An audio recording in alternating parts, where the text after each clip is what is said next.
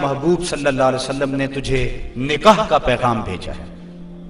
کہتی ہیں ایک لمحے کے لیے تو میں حیران ہوئی اور پھر میری خوشی کی انتہا نہ رہی، اور گھر کے اندر جو کچھ موجود تھا اس وقت میرے پاس، میں نے سب کچھ بطور انعام اس لونڈی کو دے دیا۔ میں نے کہا میرے مقدر کے حضور کے نکاح میں آؤں۔ پھر اللہ کے محبوب علیہ السلام نے ان سے نکاح کر لیا، وہ مدینہ تشریف لے آئیں۔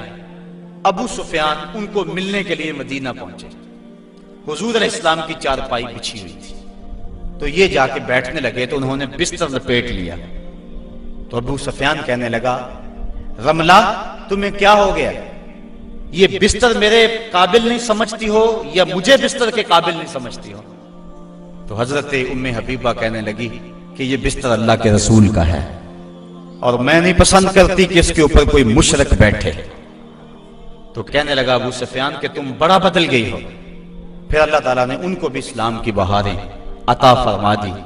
تو یہ حق ہے خامند کا بیوی کے اوپر کہ خامند کے بستر کے اوپر کسی کو نہ بیٹھنے دے۔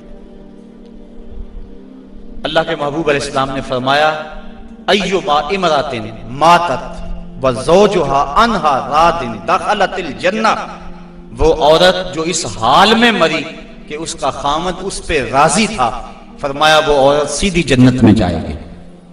اور ایک روایت میں ایسا ہے کہ 4 شخص ایسے ہیں کہ جن کو جنت میں جانے میں کوئی رکاوٹ نہیں ہوگی۔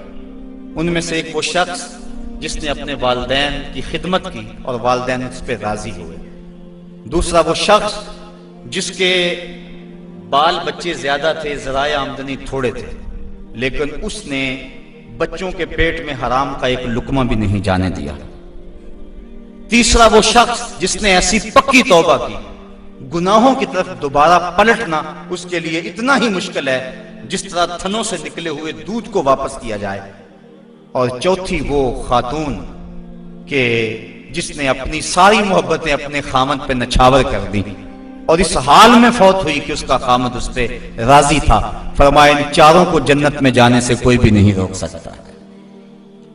تو عورت کی جنت مرد ہے، اگر وہ مرد کو راضی کر لے گی تو جنت کی راہوں کی مسافر ہے، اور اگر وہ اپنے شوہر کو راضی نہیں کر پاتی تو اللہ کے محبوب علیہ السلام نے فرمایا میں نے کثرت کے ساتھ عورتوں کو دوزخ میں دیکھا ہے۔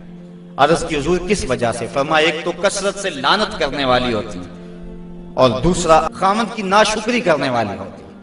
یہ 2 بد خصلتیں عورت میں ایسی ہیں جو عورت کو جہنم کا ایندھن بنا دیتی ہیں، ورنہ عورت جو اپنے خامد اور شوہر کے ساتھ وفا کرتی ہے۔ کسی بزرگ نے کہا کہ عورت نے 2 بول بولے کہ میں تیری ہوں، پھر زمانہ بدل گیا وہ نہ بدلی، اس نے وفا کی حد کر دی۔